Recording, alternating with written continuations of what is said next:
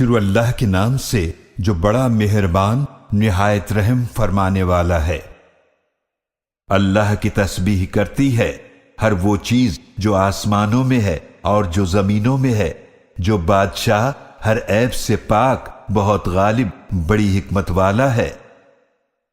وہی اللہ ہے جس نے ان پڑھ لوگوں میں انہی میں سے ایک عظمت والے رسول صلی اللہ علیہ وآلہ وسلم کو بھیجا جو ان پر اس اللہ کی آیات تلاوت کرتے ہیں اور ان کا تزکیہ کرتے ہیں اور انہیں کتاب اور حکمت کی تعلیم دیتے ہیں، جبکہ اس سے پہلے وہ لوگ یقیناً کھلی گمراہی میں تھے۔ اور ان دوسرے لوگوں کے لیے بھی مبعوث ہوئے جو ابھی ان سے نہیں ملے، اور وہ بہت غالب، بڑی حکمت والا ہے۔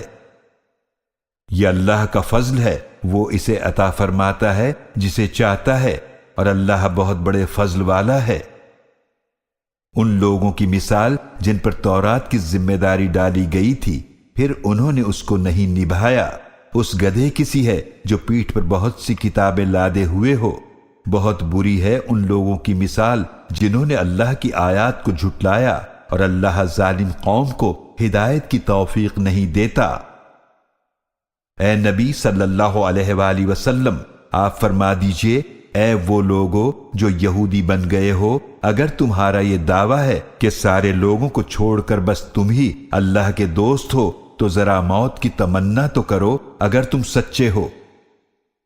اور وہ کبھی بھی اس کی تمنا نہیں کریں گے ان گناہوں کی وجہ سے جو وہ اپنے ہاتھوں آگے بھیج چکے ہیں، اور اللہ ظالموں کو خوب جاننے والا ہے۔ اے نبی صلی اللہ علیہ وآلہ وسلم، آپ فرما دیجئے، بے شک وہ موت جس سے تم بھاگتے ہو تو وہ ضرور تم سے آ ملنے والی ہے، پھر تم ہر پوشیدہ اور ظاہر کے جاننے والے اللہ کی طرف لوٹائے جاؤ گے، پھر وہ تمہیں بتا دے گا جو کچھ تم کیا کرتے تھے۔ اے ایمان والو، جب جمعے کے دن نماز جمعہ کے لیے اذان دی جائے تو اللہ کے ذکر کی طرف جلدی چل پڑو اور خرید و فروخت چھوڑ دو، یہ تمہارے لیے بہتر ہے اگر تم سمجھو۔ پھر جب نماز پوری ہو جائے تو اپنے کاموں کی طرف زمین میں پھیل جاؤ اور اللہ کا فضل تلاش کرو، اور کثرت سے اللہ کو یاد کرو تاکہ تم فلاح پا سکو۔ اور جب کچھ لوگوں نے کوئی تجارت یا کوئی کھیل تماشا دیکھا تو اس کی طرف تیزی سے چل دیے اور آپ کو خطبے میں کھڑا ہوا چھوڑ گئے۔